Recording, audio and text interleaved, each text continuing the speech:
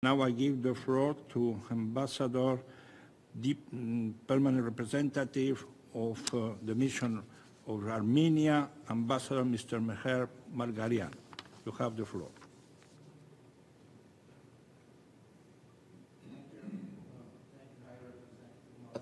Special Advisor Derito, for organizing this commemorative event in the run-up to the 75th anniversary of the Convention on the Prevention and Punishment of Crime of Genocide. Within the United Nations, Armenia has been consistently campaigning to reinforce the implementation of the Convention. The International Day of Commemoration and Dignity of the Victims of Genocide and of the Prevention of this crime, which was established upon Armenia's initiative back in 2015, has evolved into a platform of dialogue and cooperation to foster prevention of atrocity crimes. The United Nations Office of Genocide Prevention and Responsibility to Protect has a key role to play in advancing international efforts and prevention mechanisms through effective monitoring of grave human rights violations and assessing the risk of potential atrocity. While the conceptual debates and deliberations are important, and we appreciate the organization of this side event together with OSAPG and Alliance of Civilizations, it is imperative to reflect and address the situations when violations are committed by perpetrators that are members of the United Nations.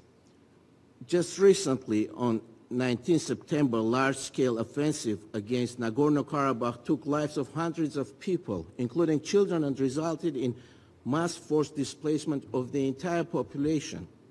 It was preceded by humanitarian crisis that the people of Nagorno-Karabakh had been undergoing since the blockade of the Lachin corridor in December 2022, an action that has been identified by the first prosecutor of International Criminal Court, Luis Moreno Ocampo, as, and I quote, "the archetype of genocide through the imposition of conditions of life designed to bring about a group's destruction," unquote. The premeditated and well-planned aggression against the population under blockade, which drove the entire population into forced displacement, is an explicit case of an ethnic cleansing perpetrated under the UN watch.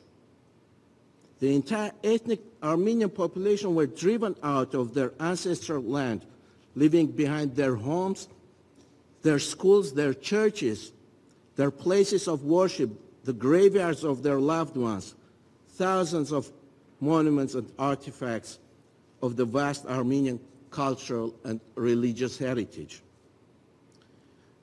We appreciate that on 22 September, the Special Advisor of the UN Secretary General on the Prevention of Genocide issued a statement stressing that, I quote, "military action can only contribute to escalate what is already a tense situation and to put the civilian population in the area at risk of violence, including risk of genocide and related atrocity crimes," unquote.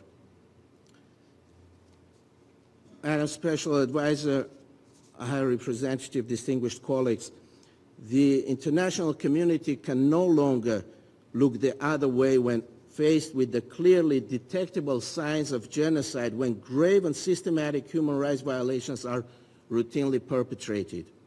The United Nations, its respective bodies and structures, have yet to meet their obligation vis-à-vis the people of Nagorno-Karabakh. I thank you.